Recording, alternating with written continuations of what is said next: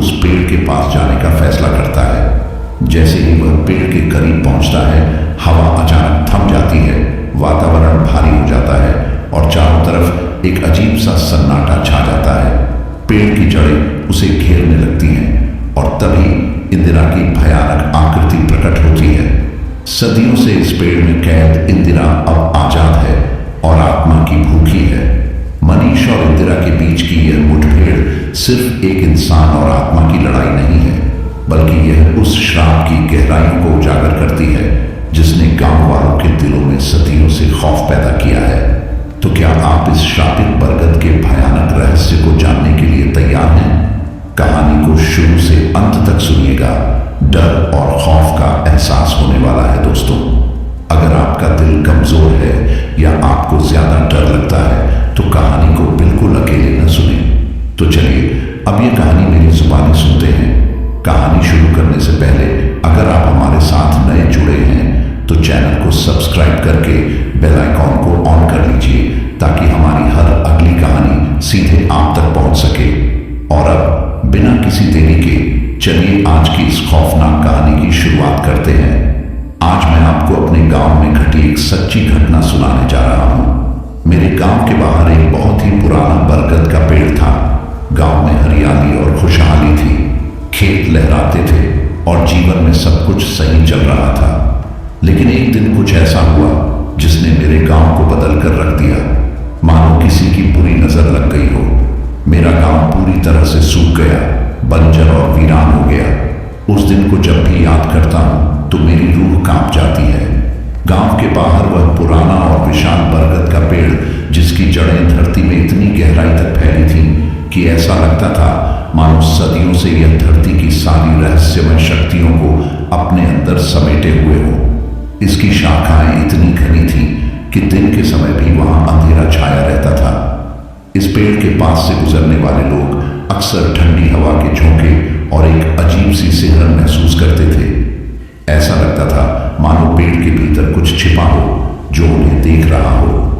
गांव वालों का मानना था कि यह पेड़ सिर्फ अपनी उम्र का गवाह नहीं था, बल्कि किसी भयंकर और अदृश्य शक्ति का भी निवास स्थान था। बुजुर्गों का कहना था कि यह बरगद एक शापित स्थान था। सदियों पहले गांव की एक रहस्यमयी महिला इंदिरा को इस पेड़ के नीचे जिंदा जलाकर मार दिया गया था। इंदिरा बेहद खूबसूरत थी, लेकिन लोग उसे जादूगर नहीं समझते थे। उसकी दर्दनाक मौत के बाद उसकी आत्मा को शांति नहीं मिली और वह उसी पेड़ में कैद हो गई। लोग कहते हैं कि इंदिरा की आत्मा बेहद क्रूर और बदले की आग में जल रही थी। हर रात सूरज ढलने के बाद उसकी आत्मा पेड़ से बाहर निकलती थी। पहले हवाओं में एक धीमी सरसराहट होती थी, फिर पेड़ की शाखाएं हिलने लगती थीं, मानो किसी अदृश्य शक्ति ने उन्हें पकड़ रखा हो। उस पेड़ के नीचे खड़े किसी भी व्यक्ति को ऐसा महसूस होता कि ठंडी हवा उनके शरीर को झकझोर रही है। गांव में कहानियां चलती थीं कि जो भी रात में उस पेड़ के पास गया वह वापस नहीं लौटा। कुछ लोगों का दावा था कि उन्होंने आधी रात को इंदिरा की भयानक परछाई देखी थी। उसका चेहरा धीरे धीरे अंधेरे में उभरता था, उसकी चमकती आंखें शिकार की ओर बढ़ती थीं। इंदिरा के पास एक रहस्यमय जादू था जिससे वह लोगों को सम्मोहित कर अपने पास बुलाती थी और फिर पेड़ के नीचे के अंधकार में समा जाती थी। गांव वालों का कहना था कि इंदिरा की आत्मा आज भी श्राप और अधूरे बदले के कारण इस दुनिया में भटक रही है। बरगद का पेड़ अब इंदिरा का घर बन चुका था और वहां जाकर उसकी आत्मा से मिलना मौत को न्योता देने जैसा था। पेड़ के आसपास की जमीन हमेशा ठंडी और नम रहती थी, मानो वहां हमेशा मौत का साया मंडरा रहा हो। कई बार वहां से गुजरने वाले यात्रियों ने अचानक महसूस किया कि किसी ने उनका हाथ पकड़ लिया हो, जबकि वहां कोई नहीं था। कुछ का कहना था कि रात के समय पेड़ की छाया में से किसी के रोने और हंसने की आवाजें आती थीं, जैसे कोई दर्द और क्रूर आनंद के बीच झूल रहा हो। बरगद के उस पेड़ के बारे में जितनी कहानियां थीं, उतना ही ज्यादा वहां का डर भी। गांव के लोग कभी भी उस पेड़ के पास जाने की हिम्मत नहीं करते थे और जो करते वे वापस नहीं लौटते। इंदिरा का श्राप और उसकी भूखी आत्मा जो पेड़ में कैद थी, आज भी वहां भटक रही थी, अपने अगले शिकार का इंतजार करती। बरगद का पेड़ एक शापित और खौफनाक जगह बन गया था, जिसके पीछे एक दिल दहलाने वाली कहानी थी। सदियों पहले इस पेड़ के नीचे एक ऐसी घटना घटी थी जिसने इंदिरा को एक भयावह श्राप का शिकार बना दिया। इंदिरा एक समय अपने सौंदर्य और आकर्षण के लिए प्रसिद्ध थी। उसकी सुंदरता ने गांव के कई लोगों का दिल जीत लिया था, लेकिन उसकी आंखें सिर्फ एक व्यक्ति पर टिकी थीं, उसका प्रेमी मनीष। मनीष इंदिरा से बेइंतहा प्यार करता था, लेकिन इंदिरा के दिल में एक खतरनाक लालसा थी जिसने उनके रिश्ते को एक भयावह अंत तक पहुंचा दिया। इंदिरा को जादू टोने की गहरी जानकारी थी। उसे यह शक्तियां एक पुरानी जादूगरनी से मिली थी जिसने उसे अंधकार और रहस्यमय विद्या की शिक्षा दी थी। इंदिरा का जादू इतना ताकतवर था कि वह किसी को भी अपने वश में कर सकती थी, लेकिन उसके अंदर छल और लालच की आग थी। एक दिन इंदिरा को एहसास हुआ कि मनीष अब उसकी शक्तियों से प्रभावित होकर उससे प्रेम कर रहा है, न कि उसकी सच्चाई से। उसे अपने ऊपर घमंड हो गया और उसने तय किया कि वह मनीष को अपने जादू से हमेशा के लिए अपने काबू में रखेगी। लेकिन एक दुर्भाग्यपूर्ण दिन इंदिरा ने अपनी काली शक्तियों का दुरुपयोग किया। उसने मनीष के साथ धोखा किया ताकि वह उसके अलावा किसी और से न मिल सके। इंदिरा की इस क्रूर हरकत ने उस जादूगरनी के क्रोध को उभारा जिसने उसे अपनी शिष्या बनाया था। जादूगरनी को यह विश्वासघात बर्दाश्त नहीं हुआ। वह इंदिरा के इस पाप से बहुत क्रोधित हुई और उसने फैसला किया कि इंदिरा को उसके कुकर्म की सजा दी जाएगी। एक अंधेरी रात जब गांव के लोग सो रहे थे, जादूगरनी इंदिरा के पास आई। उसके चेहरे पर क्रोध का गहरा रंग था और उसकी आंखों में इंदिरा के लिए कोई दया नहीं थी।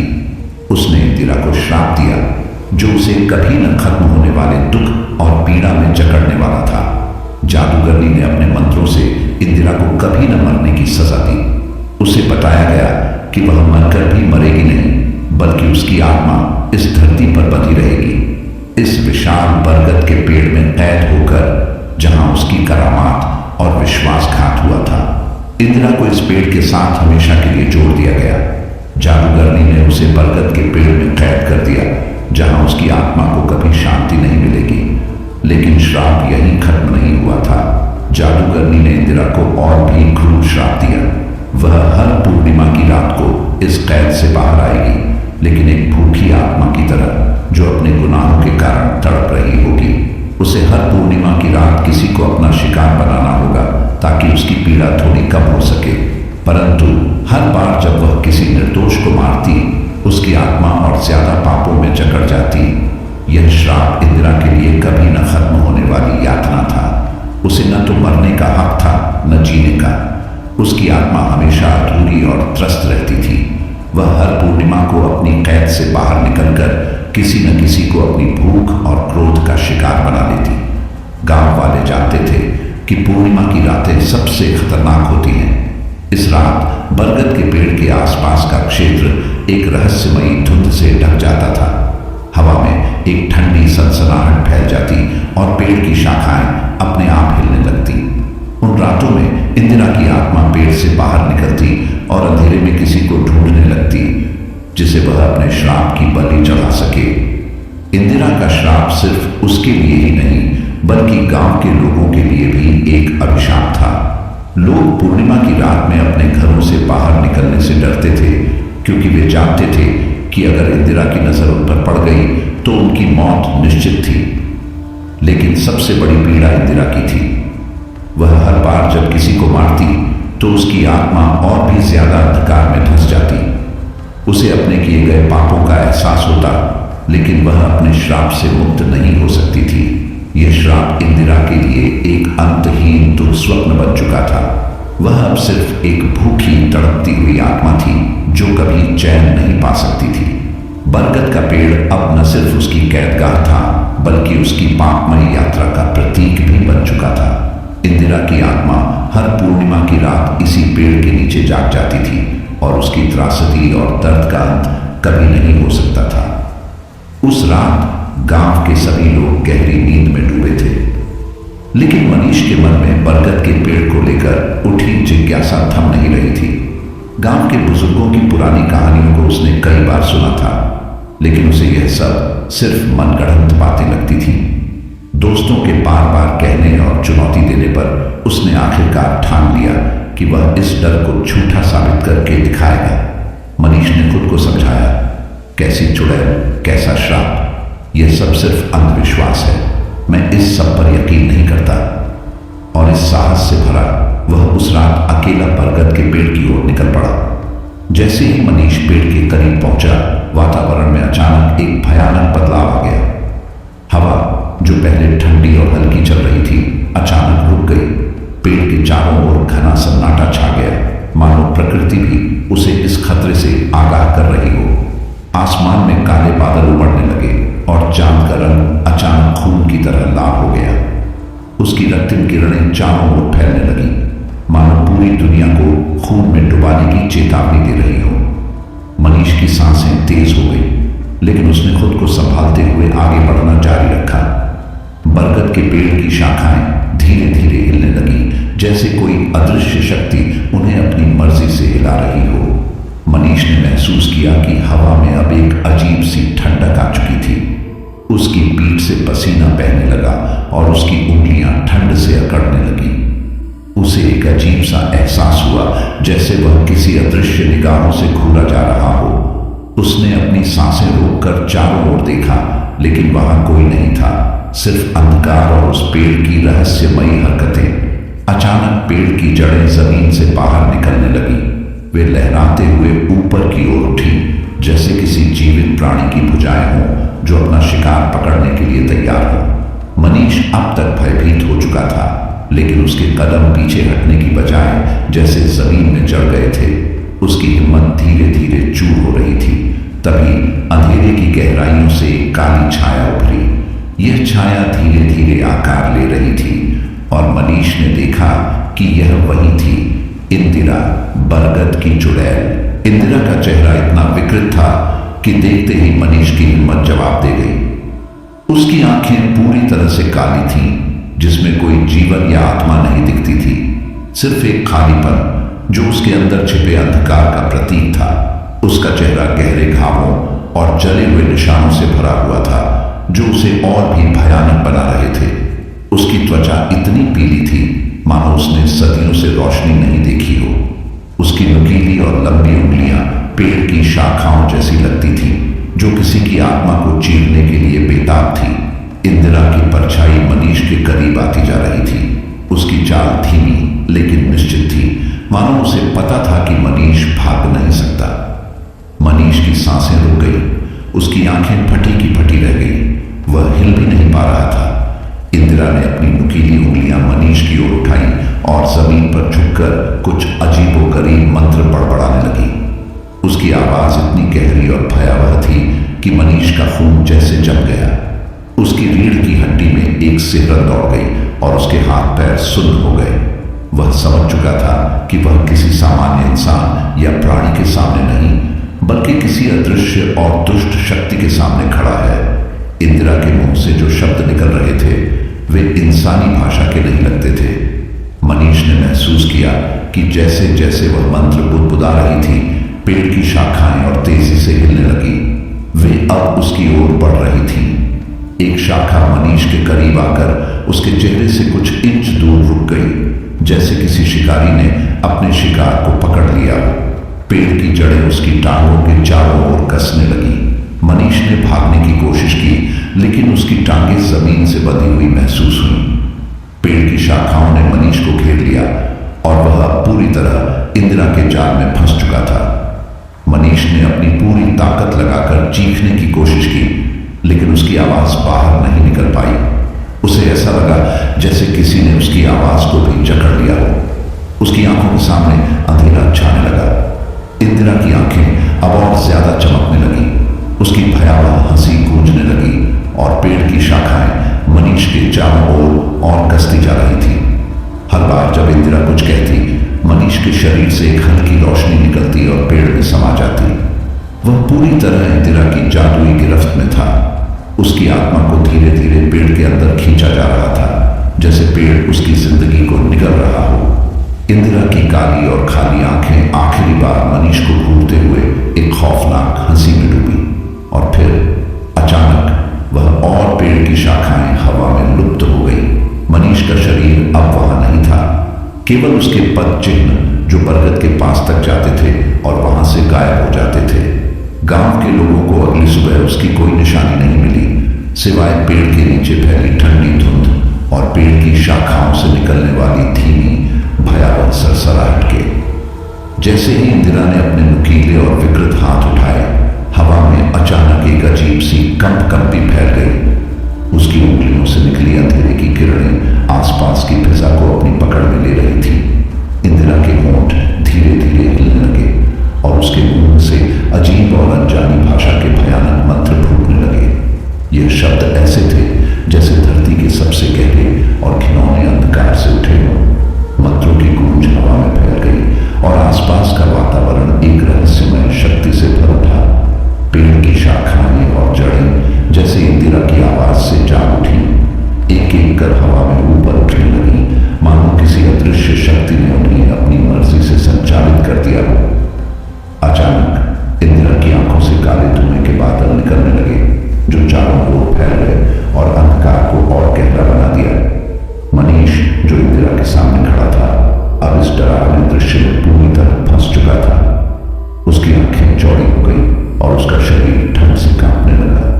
इंदिरा की जादुई शक्ति इतनी तीव्र थी कि मनीष की सांसें भी रुकती सी महसूस होने लगी।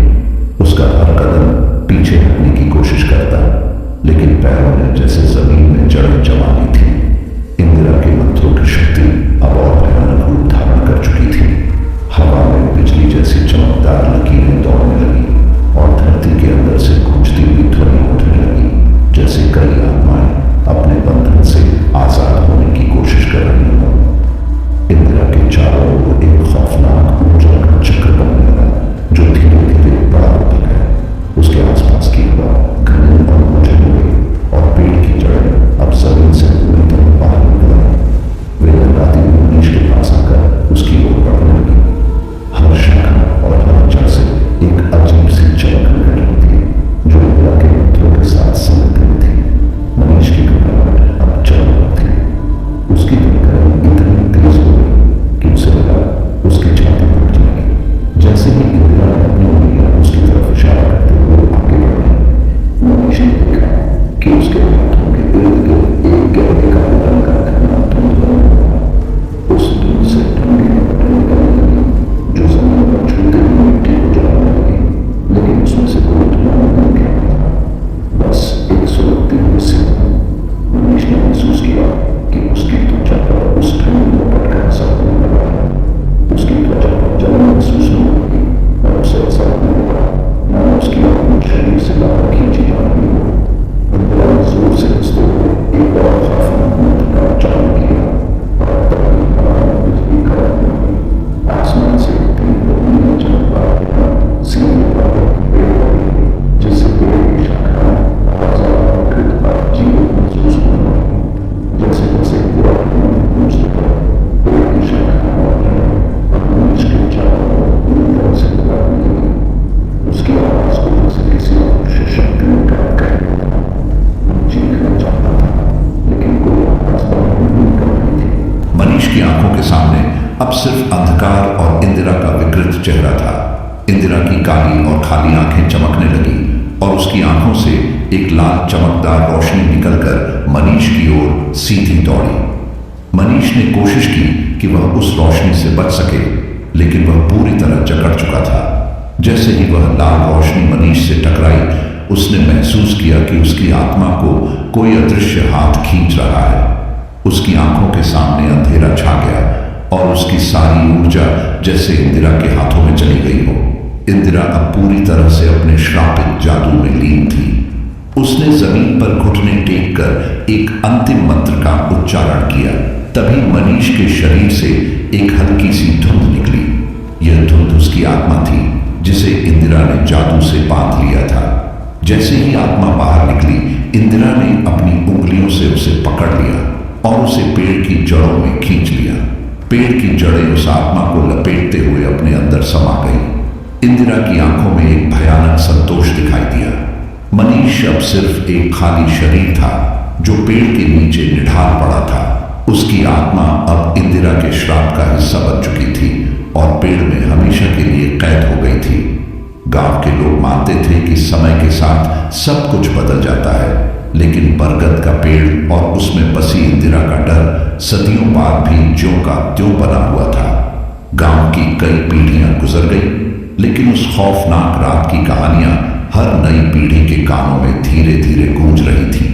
लोग अब भी बच्चों को उस पेड़ से दूर रहने की सख्त हिदायतें देते थे, खासकर जब पूर्णिमा की रात करीब आती थी। कहते थे कि हर पूर्णिमा की रात जब चांद की रोशनी पूरे गांव को ढक लेती, तब बरगद के पास से एक अजीब सिहरन महसूस होती। पेड़ की शाखाएं एक ठंडी हवा के झोंके के साथ ऐसे हिलती जैसे किसी अनजाने संगीत के सुर में डूबी हों। चारों ओर एक खामोश लेकिन भारी सन्नाटा फैल जाता। बरगद का पेड़ अब एक प्रतीक बन चुका था, डर का, मृत्यु का और उस अनंत खौफ का जो इंदिरा ने अपने साथ गांव में फैला रखा था। कुछ लोगों का कहना था कि वे अब भी रात के सन्नाटे में पेड़ के आसपास परछाइयों को चलते हुए देख सकते हैं। कभी कभी गांव के बच्चे रात को सपने में इंदिरा का चेहरा देखने की शिकायत करते और उनके बड़ों का कहना था कि इंदिरा की आत्मा अब भी उन पर नजर रख रही है। कोई भी इस पेड़ के पास जाने की हिम्मत नहीं करता था, क्योंकि हर कोई जानता था कि जिसने भी पेड़ के करीब जाने की कोशिश की वह कभी वापस नहीं लौटा। बरगद का यह डर केवल एक कहानी नहीं बल्कि एक जीवित हकीकत बन चुका था। गांव के सबसे साहसी और बेपरवाह लोग भी पूर्णिमा की रात जब अपने घरों के बाहर से गुजरते तो पेड़ की तरफ एक नजर डालने से कतराते थे। उन्होंने महसूस किया कि जैसे पेड़ की शाखाएं और जड़ें जमीन से उठकर उनका पीछा कर रही हैं। उनकी निगाहों के नीचे इंदिरा की आत्मा उन्हें घूर रही है। अगर कोई गलती से पेड़ की ओर कुछ पल ज्यादा देख ले तो उसकी पीठ पर एक अजीब सा भारीपन महसूस होने लगता था, जैसे इंदिरा ने उसकी रूह को छू लिया हो। कई बार गांव वालों ने पेड़ को काटने या जलाने की कोशिश भी की ताकि इस डर से मुक्ति मिल सके, लेकिन हर बार उनकी कोशिशें नाकाम हो जाती। कुछ लोगों ने बताया कि जैसे ही कुल्हाड़ी या आरी पेड़ के तने को छूती, उस जगह से खून जैसा लाल रस बहने लगता। लोगों ने देखा कि पेड़ के आसपास धुंध फैलने लगती और पेड़ के भीतर से एक कराह उठती, मानो किसी जीवित प्राणी को चोट लगी हो। डर के मारे लोग भाग खड़े होते और दोबारा कभी उस पेड़ को छूने की हिम्मत नहीं करते।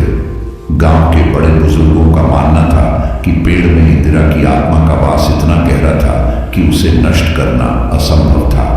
वक्त गुजरता गया, लेकिन उस डर ने गांव को कभी नहीं छोड़ा। हर बार जब किसी अजनबी ने गांव में कदम रखा और इस पेड़ के बारे में सुना तो वह इसे सिर्फ एक पुरानी डरावनी कहानी समझता। लेकिन जिन्होंने इस डर को महसूस किया था वे जानते थे कि यह सिर्फ कहानी नहीं बल्कि एक जीवंत दहशत थी। कई साल पहले एक शहर से आया युवक इस कहानी को सुनकर हंसने लगा। उसने गांव वालों का मजाक उड़ाते हुए कहा कि वह खुद जाकर उस पेड़ को छुएगा और सबको साबित करेगा कि यह केवल अंधविश्वास है। गांव वालों ने उसे समझाने की कोशिश की, लेकिन उसकी जिद के आगे कोई नहीं टिक पाया। उसने रात को पेड़ तक जाने का फैसला किया। उसने सोचा कि यह एक साहसी काम होगा और वह दूसरों को दिखाएगा कि डरना बेवकूफी है। वह उस रात पेड़ के पास गया। गांव वालों ने दूर से उसे जाते हुए देखा। वे सहमे हुए थे, लेकिन कुछ नहीं कर सकते थे। पेड़ की तरफ बढ़ते ही हवा अचानक तेज हो गई। उसके कदम जैसे भारी होने लगे और पेड़ की शाखाएं हिलने लगी। कुछ ही पलों में युवक का चेहरा डर से सफेद पड़ गया। उसने पीछे मुड़ने की कोशिश की, लेकिन उसकी टांगें जैसे किसी अदृश्य शक्ति से जकड़ गई थी। गांव वालों ने दूर से उसकी चीखें सुनी, लेकिन वे बेबस खड़े थे। कुछ क्षण बाद सब कुछ शांत हो गया और वह युवक दोबारा कभी नहीं दिखा। उस रात के बाद गांव के लोग और भी ज्यादा सतर्क हो गए। किसी ने कभी दोबारा उस पेड़ के पास जाने की हिम्मत नहीं की। इंदिरा का खौफ अब एक ऐसी हकीकत बन चुका था जो कभी मिट नहीं सकता था। पेड़ अब भी गांव के बाहर खड़ा था, जैसे एक स्थिर लेकिन हमेशा जागती हुई आत्मा। इंदिरा की उपस्थिति को अब भी गांव के लोग महसूस करते थे। उसकी भटकती आत्मा जो हर पूर्णिमा की रात जागती और जिसे अब भी शिकार की तलाश थी। यह डर अब सिर्फ एक व्यक्तिगत भय नहीं, बल्कि गांव के हर व्यक्ति की सामूहिक चेतना का हिस्सा बन चुका था। और यह बात सबको पता थी, इस पेड़ से दूर रहो, क्योंकि जो भी इसके करीब जाएगा वह फिर कभी वापस नहीं आएगा। एक दिन अचानक गांव में एक अजीब सी बेचैनी फैलने लगी। मौसम पूरी तरह बदल गया। जो सुबह तक धूप से भरा आसमान था, वह अब घने और काले बादलों से ढक गया। लोग घबराकर आसमान की ओर देखने लगे, यह समझने की कोशिश कर रहे थे कि आखिर यह अप्रत्याशित बदलाव क्यों हो रहा है। लेकिन किसी को नहीं पता था कि गांव पर अब एक भयानक खतरा मंडरा रहा था। जमीन हल्के हल्के हिलने लगी और कुछ ही पलों में यह हलचल तेज होती गई। गांव की गलियों में घरों की दीवारें कांपने लगी और लोग अपने घरों से बाहर निकलने लगे। यह कोई सामान्य भूकंप नहीं था। लोग समझ नहीं पा रहे थे कि यह क्या हो रहा है, लेकिन उन सबके दिलों में एक अजीब सा डर घुसने लगा था। कि में एक भूतिया सन्नाटे के बीच खड़ा था, अचानक जोर जोर से हिलने लगा। उसकी विशाल शाखाएं और जड़ें ऐसा कंपन कर रही थी जैसे कोई अदृश्य शक्ति उसे अंदर से हिला रही हो। पेड़ की शाखाओं से एक खौफनाक कराह उठने लगी, मानो उसमें कोई छिपा हुआ जीव लंबे समय से बंद पड़ा हो और अब आजादी की चाह में छटपटा रहा हो।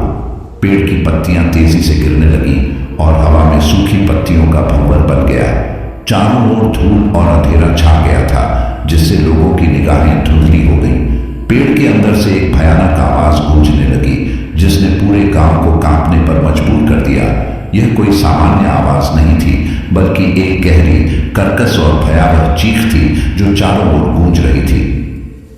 मैं आ रही हूं, बाहर।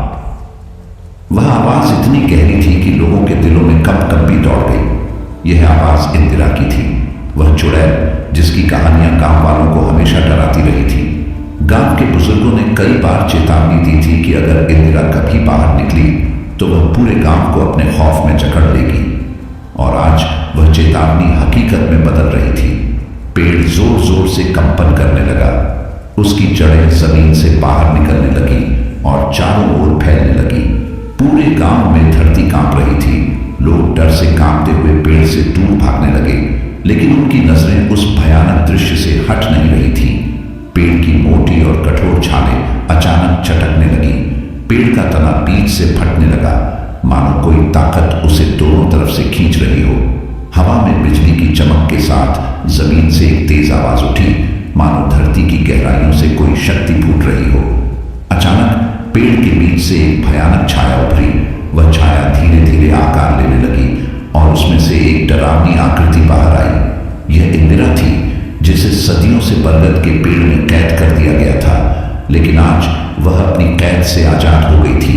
उसकी उपस्थिति इतनी भयानक थी कि पेड़ के आसपास की हवा में ठंडक भर गई। इंदिरा की काली और लंबी परछाई आसमान में लहराने लगी और उसकी आंखें जलती हुई अंगारों की तरह चमक रही थीं। उसके चेहरे पर गहरे और घिनौने घाव थे और उसकी हड्डियां बाहर निकल रही थीं, मानो उसकी आत्मा ने अब तक अपनी पुरानी त्वचा को छोड़ दिया हो। इंदिरा के लंबे उलझे हुए बाल हवा में उड़े जा रहे थे और उसके हाथों में से एक काली धुआं निकल रही थी जो हवा में फैलने लगी। उसकी ऊंचाई असाधारण थी और उसका शरीर किसी सड़े गले शव जैसा दिख रहा था। उसकी आंखें अंधकार की गहराइयों से भरी थीं और उनमें एक ऐसा भयावह क्रोध था जिसने उसे और भी भयानक बना दिया था। उसकी हंसी इतनी कर्कश और घृणास्पद थी कि उसे सुनकर गांव वालों के रोंगटे खड़े हो गए। वह हवा में तैरती हुई पेड़ से बाहर निकली और जमीन पर खड़ी हो गई। उसकी पूरी उपस्थिति एक अशुभ ताकत की तरह महसूस हो रही थी। जमीन के कंपन ने अचानक एक तेज झटका दिया और इंदिरा की छाया और भी बड़ी होती गई। मैं आ चुकी हूं, उसने गरजते हुए कहा और उसकी आवाज से आसमान में बादलों का गहरा गुबार फैल गया। आसपास के पेड़ हिलने लगे और पक्षी डर से इधर उधर उड़ने लगे। गांव के लोग भय से चीखते हुए इधर उधर भागने लगे, लेकिन इंदिरा की काली धुंध उन्हें चारों ओर से घेरने लगी थी।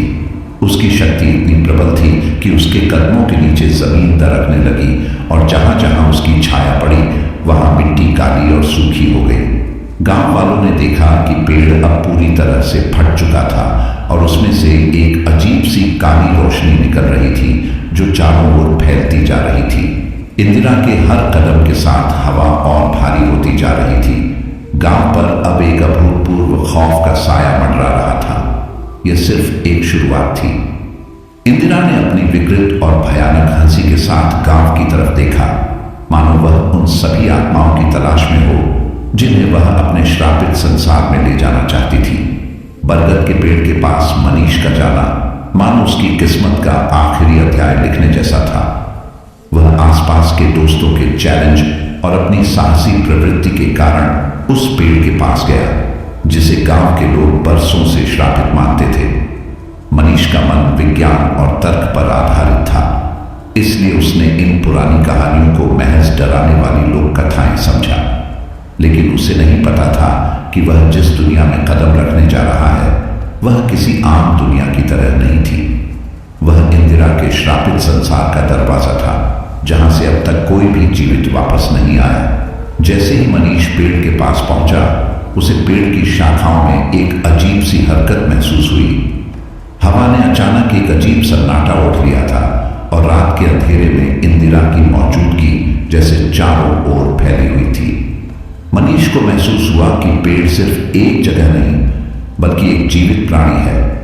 पेड़ की जड़ें जमीन से निकलकर उसके चारों ओर घिरने लगी और उसने अपने शरीर में एक असहनीय ठंड महसूस की। इंदिरा, जो सदियों से उस पेड़ में कैद थी, मनीष को अपने शिकार के रूप में देख रही थी। उसकी आत्मा की भूख अब तक शांत नहीं हुई थी और मनीष उसकी शक्ति के सामने एक कमजोर इंसान मात्र था। अचानक मनीष की आंखों के सामने इंदिरा की विकराल आकृति उभरी। उसकी आंखें जलते अंगारों जैसी थीं और उसके बाल हवा में लहराते हुए मानो हर दिशा में भय फैला रहे थे। मनीष ने भागने की कोशिश की, लेकिन उसकी टांगें जैसे जमीन में जड़ हो गई थी। वह चीखना चाहता था, लेकिन इंदिरा की भयानक उपस्थिति ने उसकी आवाज को भी कैद कर लिया था। इंदिरा ने अपनी ठंडी नुकीली उंगलियां मनीष की ओर बढ़ाई और उसके मुंह से कुछ भयानक मंत्र फूटने लगे। मनीष की आत्मा जैसे उसके शरीर से बाहर खींची जा रही थी। इंदिरा की आंखों में एक संतोषजनक क्रूरता दिखाई दी। मनीष का शरीर कांपता हुआ जमीन पर गिर पड़ा। उसकी आत्मा अब इंदिरा की गिरफ्त में थी। उस रात गांव के कुछ लोगों ने दूर से मनीष की चीखें सुनी, लेकिन वे कुछ नहीं कर सकते थे। जब सुबह हुई तो मनीष का शरीर गांव में कहीं नहीं मिला। लोग जानते थे कि वह भी इंदिरा के श्रापित संसार का हिस्सा बन चुका था, ठीक वैसे ही जैसे सदियों पहले कई लोग गायब हो चुके थे। मनीष अब इंदिरा के श्राप का एक और शिकार बन चुका था और उसकी आत्मा हमेशा के लिए इंदिरा के अंधेरे में कैद हो गई थी। उस घटना के बाद गांव में अजीब सी खामोशी और खौफ का माहौल छा गया। लोग मनीष के गायब होने की चर्चा करने से भी कतराने लगे, मानो उसका नाम लेना ही इंदिरा को फिर से बुलाने जैसा हो।